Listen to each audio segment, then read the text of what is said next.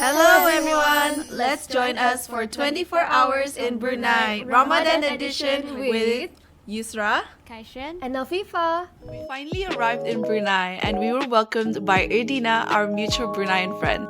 The shops in the airport were mostly closed since it was early in the morning, but they do sell travel sims. There were also money changer and a tourist information booth with some brochures and a big map outside.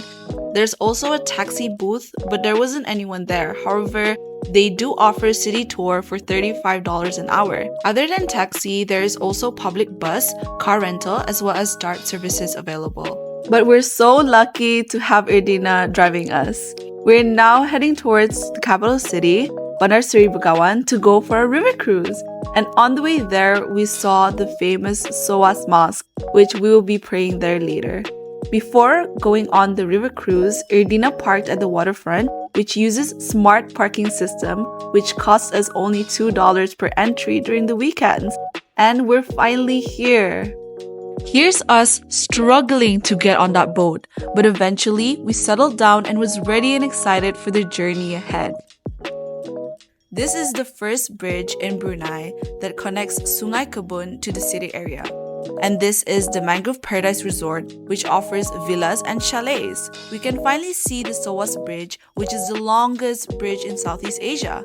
Along the way, Uncle Mokhtar told us about Bruneian folktales and historical facts about Kampung Ayer. We also saw a villager casting nets to catch fish.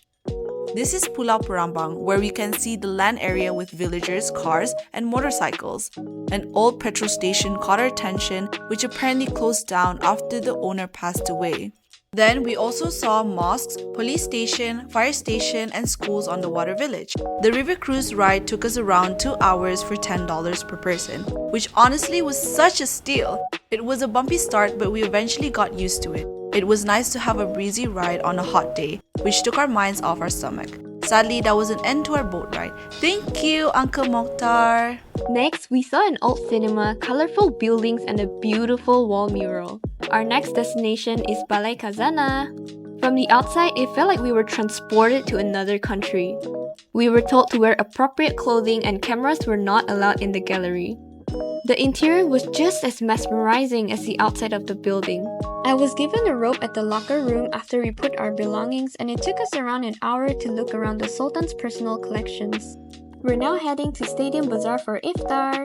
It's a yearly bazaar event only during Ramadan where local vendors would sell various foods and drinks. It was pretty crowded and it was very lively seeing families and friends gather around to buy food. Most of the foods were only under $10 and we bought so much. We had this churros with cinnamon and a caramel sauce during iftar and it was bussin'. It was nice and well thought that the grilled foods were divided into one area. The special thing about the bazaar this year was the recycle bag initiatives. We could clearly see and feel the love and warmth of Bruneians. They were so friendly and these kids are so cute. We finally got our food and we're so excited for Sungkai. Now we are back at the capital to have our Sungkai at Eco Corridor. There were so many families and friends who were ready for iftar at their spots. We were lucky to have found a spot and set up our mat and food we bought. Soon after that, we heard a loud boom indicating it was time for Muslims to breakfast. After iftar, me, Yusra and Erdina headed to the mosque for prayer while Kashan stayed with Erdina's friends. The interior of the mosque was so beautiful and there were many other people praying too. After prayer, we played a bit of volleyball near our picnic spot and there were also stalls at Bandar near Eco Corridor. Next, Erdina brought us to a nice cafe near Bandar. Erdina's friends had to go and it's now just the four of us again. We had some drinks and played cards. Then, we visited a Suhoor Bazaar near the cafe, which starts at 9 p.m. to have our more, which is a term used by locals to describe eating after Tarawih. We had some small bites and drinks and that's how we ended our day in Brunei. And that was 24 hours in Brunei. This is us post-editing and here's our thoughts on Brunei. So we only spent around 200 BND for the three of us, which mostly we spent on foods, transportation, and fee, excluding any shopping. For transportation, public buses and DART are not readily available. DART would have costed us around $45 and renting a car would have been $78.